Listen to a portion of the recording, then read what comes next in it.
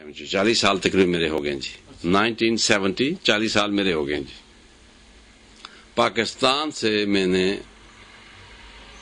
السلام علیکم جی. میرا نام نیاز خان ہے. میں 1970 میں سے ناروے میں پاکستان کو میں نے چھوڑا ہے. ناروے کے لیے تو نہیں چھوڑا ہے، بارکہ میں وہاں سے چلا ہوں. میرا تعلق ہری پور ہزارہ سے ہے اور میں وہاں پر 1970 میں ہری پور ڈگری کالج میں پڑھتا تھا. تو میں اپنے کزنوں کے ساتھ وہاں سے، جو کہ وہ لندن میں رہتے تھے، ان کی گاڑی میں ان کے ساتھ بیٹھ گیا اور میں پاسپورٹ میرے پاس تھا تو میں جرمنی پہنچ گیا. راستہ میں جو تکلیفیں ہوئی ہیں وہ تو اتنی بڑی کہانی ہے کہ کتاب لکھوں تو میرا خیال ہے اس میں بھی لکھی جا سکتی ہے. بہرکیف جرمنی پہنچ کر وہاں پہ 3 مہینے رہا جرمنی میں. ان 3 ماہ میں مجھے جو تکلیف جرمنی میں ہوئی ہے وہ صرف میں جانتا ہوں یا میرا خدا جانتا ہے، لیکن میں نے اسٹرگل بہت کی ہے. اور وہ میں نے وہاں پر اخباریں بیچی ہیں. میں نے اس کے بعد ایک اور شہر میں وہاں چلا گیا جس کا نام کیل ہے. کیل شہر میں نے جا کے وہاں پر میں نے ذمہ داروں کے ساتھ کام کیا اور آلو وغیرہ کے ان کے جو تھے وہ آگے پیچھے جو بھی کرتے تھے، ذمہ دار کام کراتے تھے، وہ ہم لوگوں نے کیا. اور اس کے بعد میں 3 مہینے وہاں جرمنی میں رہا. اور پھر میں راستہ تو میرا لمبا چوڑا تھا، لیکن ایک آدمی مجھے مل گیا جو مجھے کوپن ہاگن لے آیا. جو کوپن ہاگن مجھے لے آیا، کوپن ہاگن ڈینمارک کا جو شہر ہے، تو وہاں پر رات دن اس کے گھر میں رہا. وہاں سے وہ مجھے پھر ٹکٹ میرا اس نے خود لیا، چونکہ میرے پاس اتنے پیسے نہیں تھے. تو میں ناروے کے لیے آ گیا کہ ناروے اس وقت کھلا تھا، یہاں پر مزدوروں کی ضرورت تھی. تو میں سیدھا ناروے پہنچایا. ناروے آ کر یہاں پر مجھے اس وقت بڑے کم پاکستانی تھے،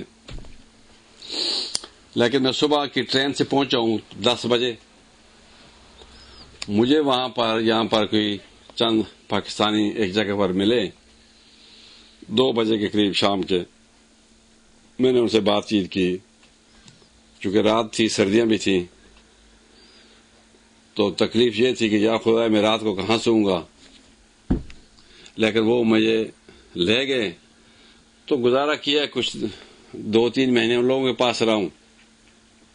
گرمیاں آ گئیں. گرمی میں یہ ہوا کہ چونکہ جگہ وہاں پر کچھ دنوں کی تھی تو وہ ان کو بھی نکال دیا، مجھے بھی نکال دیا. تو پھر میں کنگ پیلس کے باہر جو گارڈن ہے ادھر آ کر ٹورسٹ بھی سوتے تھے اور میں بھی سوتا تھا جی. تو 2 ہفتے میں وہاں پر سویا ہوں. اس کے بعد مجھے ایک کام مل گیا ایک فیکٹری میں، کتابوں کی فیکٹری تھی. تو وہاں پر میں نے باس سے ایک دن بات کی ہے کہ میں لیٹ اس لیے روزانہ میں لیٹ آتا تھا. تو پوچھا کہ لیٹ کیوں آتے ہو؟ تو میں نے کہا میں تو رات کو باہر سوتا ہوں. تو اس شکل میں انہوں نے مجھے ایک کمرہ دے دیا کہ ہمارا ورکر ہے اور باہر سوتا ہے، تو یہ تو بڑی غلط سی بات ہے. باہر کسی طرح مجھے ایک کمرہ مل گیا تو میں اس کمرے میں رہا ہوں. اب اس کے بعد جو چیزیں چلتی رہی میرے ساتھ، نوکری کرتا رہا. ایک نوکری کی ہے، دوسری نوکری کی ہے، 3 نوکریاں بھی کی ہیں. اور یعنی کہ I was very young that time, so مجھے تھکاوٹ محسوس نہیں ہوتی تھی، لیکن میں کام دبا کر کیا میں نے جی. تو اللہ نے کہا کہ اللہ نے چاہا تو پھر وہ چلتے چلتے میرا کام اب یہ ہوا کہ میں نے اپنا گھر لے لیا یہاں پر. اور میرے بچے بھی ابھی یہاں پر ہیں، وائف ہے. اور میں نے اس اسٹرگل کے بعد اپنا یہ مقام میں نے حاصل کیا کہ اللہ کا بڑا شکر ہے کہ میں ایک اچھا امپورٹر ہوں پاکستان سے. لیدر میرا بزنس ہے اور میں نے 86 میں یہ سٹارٹ کیا. تو میرا بڑا اچھا ٹرن اوور ہے پاکستان سے. میں جو لیدر گارمنٹس کا بزنس ناروے میں ایک بات پاکستانی ہوں جو لیدر گارمنٹس کا کام کرتا ہوں اور کروں گا بھی. چونکہ ابھی میرا تجربہ کافی اچھا ہو گیا اس میں، تو پاکستان کے لیے جو ہم سے ہوتا ہے ہم وہ کر رہے ہیں.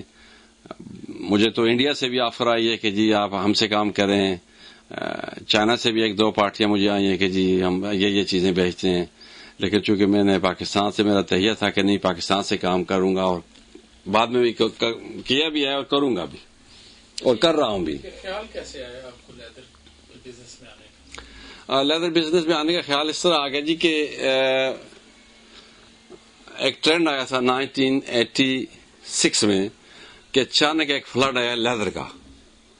وہ مجھے کس طرح پتا چلا کہ یہ فلڈ کس طرح ہے، کہ میں چونکہ ایس میں نے 30 سال، اس کے ساتھ آپ کو یہ بھی بتاتا چلوں کہ میں لیدر بزنس کے ساتھ میں اپنا جاب بھی میرا تھا، جو مجھے ابھی رائٹ ناؤ مجھے جاب سے میں نے ختم کیا، مجھے پینشن ہو گئی جاب سے. ایئر لائن میں کام کرتا تھا کارگو میں.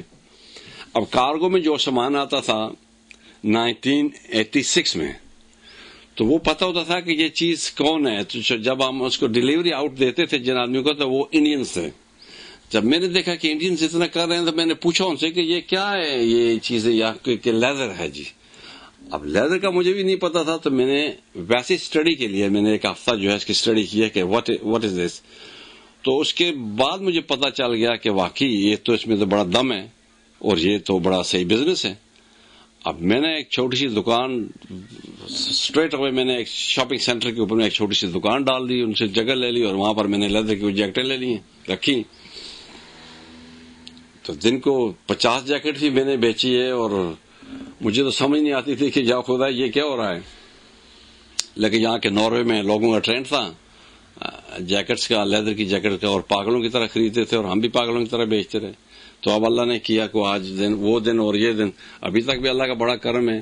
ابھی جیکٹس میں اتنا میں ہوں اور نہیں بھی ہوں، لیکن کے ساتھ ساتھ میرا لیدر کے جو رگز ہیں پاکستان سے میں کارپیٹس جو ہیں وہ لیتا ہوں، اور دوسرا بن بیگ جو ہیں پاکستان سے وہ منگاتا ہوں. اور میں ہول سیلر ہوں ابھی اللہ کے کرم سے، بڑا اللہ کا فضل ہے، اور میرا بڑا اچھا ٹرن اوور بھی ہے اور پاکستان کے لیے بھی ہے. لیکن افسوس تو یہ ہوتا ہے کہ جو ہم لوگ پاکستان کو کماتے ہیں بھیجتے ہیں پاکستان کے لیے، کچھ تو وہاں پر حکومت کا سلسلہ اس قسم کا ہے کہ جی ہر 3 مہینے 4 مہینے یا سال کے بعد حکومت تبدیل ہو جاتی ہے، اور اس کے بعد جو ہے وہ ہمارا جو حساب کتاب ہوتا ہے جو ایز اے امپورٹر اور ایکسپورٹر، پھر ہمارے جو ہیں وہ ہمیں کہتے ہیں کہ ہمیں گورنمنٹ سے یہ نہیں مل رہا، ہم سبسڈی نہیں دے رہے ہیں، فلان نہیں کر رہے ہیں. تو ہمارے لیے بھی یہاں پر مصیبت ہوتی ہے.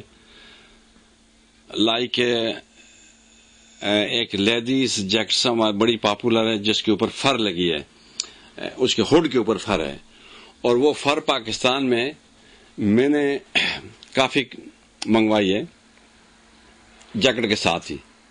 لیکن اب پاکستان میں کرپشن اس قسم کی ہے کہ وہ اگر اس کو کسٹم والوں کو، اگر وہاں پر وہ لوگ جو میرے ایکسپورٹر ہیں جو مجھے مال بیچتے ہیں، وہ وہاں پر کسٹم والوں کو اگر پیسے نہ دیں تو وہ فر نہیں آ سکتی ہے. ایک بار ہوا میرے ساتھ یہ کہ 300 پیس تھا جیکٹ کا اور اس کے ساتھ کوئی فر نہیں تھی. تو پتہ چلا کیوں کہ جی نہیں کسٹم والے پیسے مانگتے، اتنے پیسے. میں نے بولا میں تو نہیں لیتا ہوں اتنے پیسے کو. تو کسی اور سے رابطہ کر کے تو وہ مال ہم نے کس طرح منگوایا یہاں پر.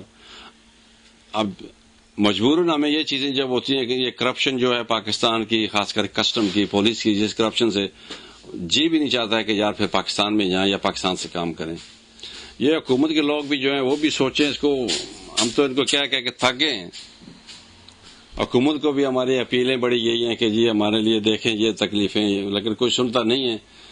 اور میرا خیال ہے کہ حکومت کے ہر بندے کو یہی پڑی ہوئی ہے کہ میں ایک رات میں اربوں پتی ہو جاؤں اور میں بھاگ جاؤں ملک سے. غریب کو اس کو رہنے دو، جو غریب ہے وہ تو ہے ہی غریب ہے بیچارہ، وہ کیا ہے، اس کو تو دو پہ پڑا تو دو پہ ہی پڑا جی. تو اب یہ ہے کہ 40 سال میں ہمارا جو اس ملک میں ہم رہ رہے ہیں تو ہمارا تو دماغ جو ہے وہ جو ابھی بالکل جمہوریت کی طرح اس کی میں پتہ ہے کہ یہاں پر دیکھیں کہ وزیر اعظم بھی پھرتا ہے، کوئی گارڈ نہیں ہے، اور باقی منسٹروں بھی پھرتے ہیں کہ ان کے ساتھ کوئی گارڈ نہیں ہے یہاں پر ناروے میں. اور دوسرے لفظوں میں یقین کیجئے کہ یہ ایک ایسا ملک ہے کہ جو ہم نے کتابوں میں پاکستان میں پڑھا تھا کہ حضرت عمر کا سنہری دور جو تھا وہ کیا تھا، وہ آج میں نے اپنی آنکھوں سے پچھلے 40 سال سے دیکھ رہا ہوں کہ یہی ہے جی. یہاں پر بلیک اینڈ وائٹ میں کوئی انسان میں کسی میں کوئی فرق نہیں ہے. عدالت میں سب تم برابر ہو. جو آدمی جی چاہتا ہے اپنی کمپنی رجسٹر کرے اور اپنا کام سٹارٹ کرے، ٹیکس پے کرو. اب باقی مسلمان کنٹریوں میں دیکھیں کیا ہو رہا ہے کہ آپ کام کر سکتے ہیں لیکن آپ کے ساتھ وہاں کا مسلمان کا ہونا ضروری ہے. وہاں کا جو لوکل آدمی ہے وہ کرے گا، لیکن یہاں پر یہ سسٹم بالکل نہیں ہے. اور ہر آدمی جو ہے یہاں پر جو کام کرنا چاہے وہ کر سکتا ہے. اور ایزی ٹو گو اور easy to sleep, easy to eat, easy to work. کوئی کسی قسم کا آپ کو پوری رات چلیں دن چلیں اس ملک میں اگر آپ کسی کے ساتھ نہیں چھیڑتے تو کوئی آپ کے ساتھ نہیں چھیڑے گا جی. اب یہی مسلمانوں کا وہ حضرت عمر کا سنہری دور بھی یہی تھا جو آج ہم اپنی آنکھوں سے دیکھ رہے ہیں. بچہ پیدا ہوتا ہے تو اس کا وظیفہ اس وقت لگ جاتا ہے. ڈسیبل کے لیے علیحدہ ہے، بیماروں کے لیے علیحدہ ہے، ہاسپٹلز فری ہیں. تو ہمیں اور کیا چاہیے زندگی میں؟ یہی چیزیں ہوتی ہیں. اور جو اللہ تعالیٰ نے دنیا میں ایک جنت دیا ہوا ہے دنیا میں، وہ میرا خیال ہے کہ چونکہ میں ایئر لائن میں نے پورا یورپ دیکھا ہے، میں چائنا تک کیا ہوں، میں امریکہ دیکھا ہے، سارا کچھ دیکھا ہے. لیکن یقین کیجئے کہ اللہ تعالیٰ کی یہ ایک اسپیشل خطہ ہے جو یہ ناروے، سویڈن، ڈینمارک جو ہے. اور خاص کر میں ناروے کا ضرور کہوں گا کیونکہ میرا عرصہ دراز ادھر گزر گیا ہے. یہاں پر کسی قسم کی بھی کوئی تکلیف نہیں ہے. نائس پیپل، بہت اچھے لوگ ہیں یہ لوگ، نارویجن لوگ جو اتنے اچھے ہیں کہ میرا خیال ہے کہ اگر انسانیت دیکھی جائے تو یہاں پر میں نے دیکھی انسانیت جی. اب اس کے علاوہ میں دبئی بھی گیا ہوں، سعودیہ بھی گیا ہوں، مصر بھی گیا ہوں، میں نے مسلمان بھی دیکھے ہیں الحمدللہ ہے. اور رات کو 2 سوتے ہیں، صبح ایک ہی ملتا ہے، ایک مرا ہوتا ہے کہ مار دیتے ہیں پیسوں کے لیے. تو اسی طرح پاکستان میں بھی ہے جی. ہماری دعا ہے پاکستان کے لیے، اللہ تعالیٰ ہمارے ملک کو خوشحال کرے. اللہ تعالیٰ ہمارے قوم کو، ہمارے بھائیوں کو، سب کو خوشحالی دے. اور خاص کر یہ جو حکومت کے نمائندے ہیں جو آتے جاتے رہتے ہیں، کھاتے پیتے ہیں، اللہ تعالیٰ ان کو بھی ہدایت دے. اور حلال کا کھائیں تو اچھا ہے. اور میرا خیال ہے کہ مسلمان جو ہے آج کا جو مسلمان اپنے آپ کو مسلمان کہہ رہا ہے، میں تو یہ خاص کر پاکستان میں جو ہمارے جو یہ رہ رہے ہیں، جو ہمارے وزیر وزراء ہیں، جو ان کو اللہ تعالیٰ اپنی ہدایت دے جی. ان کی اپنی اولاد تو امریکہ میں پڑھ رہی ہے، انگلینڈ پڑھ رہی ہے، فرانس پڑھ رہی ہے، جرمنی پڑھ رہی ہے، لیکن غریب کا یہ بالکل نہیں سوچ رہے ہیں جی. یہ ہر بندے کی یہ خواہش ہے کہ میں اوور نائٹ ملینئرز بن جاؤں جی. اور یہ بن رہے ہیں جی اور کر رہے ہیں جی. کھا کر بھاگ جاتے ہیں ملک کے. کوئی کہتا ہے میں احتساب کروں گا، اس کا احتساب کوئی نہیں کرتا ہے. کوئی کہتا ہے میں یہ کروں گا، وہ بھی نہیں ہوتا ہے. تو کھانے پینے کا انہوں نے بنایا ہوا، غریبوں کو مار رہے ہیں، غریب مر رہا ہے. تو اللہ تعالیٰ سے دعا ہے کہ اللہ تعالیٰ اپنے اس ملک کو خوشحال کرے اور اسی طرح کرے کہ جس طرح یہ ناروے جی. اور میں تو سمجھتا ہوں کہ میں ایک دنیا کا ایک خوش نصیبوں میں سے ایک خوش نصیب آدمی ہوں کہ اللہ تعالیٰ نے مجھے سب کچھ دیا ہے. میں اس ملک میں بڑا احسان اللہ تعالیٰ کا ادا کرتا ہوں. ہر وقت دن رات نماز پڑھتا ہوں. اللہ کا اربوں خربوں بار، لاکھ بار نہیں، اربوں خربوں بار اللہ کا میں شکر ادا کرتا ہوں. خدا ہے کتنے اچھے ملک میں ہماری روزی لکھی ہے. کم از کم یہ سیدھا سادہ سا کام ہے. یہاں پر کوئی کسی کے ساتھ ٹھگی فراڈی کچھ بھی نہیں ہے یہاں پر. اللہ تعالیٰ پاکستان کو بھی اسی طرح کرے، اسی طرح رہے، ہماری قوم بھی اسی طرح رہے، لوگ بھی اس طرح، ہمارے کرتا درتا پاکستان والوں کو بھی جو ہے ان کو بھی اللہ تعالیٰ ان کو اچھا کرے تاکہ وہ اپنے قوم کے لیے، اپنے لوگوں کے لیے اس طرح کے کام کریں جس طرح یہاں کے وزیر وزراء کر رہے ہیں یا اپنی قوم کے لیے. تو اسی طرح اللہ تعالیٰ پاکستان میں بھی ایسے قسم کے لوگ پیدا کریں جو پاکستان کے لیے کریں. خدا حافظ. وعلیکم السلام جی.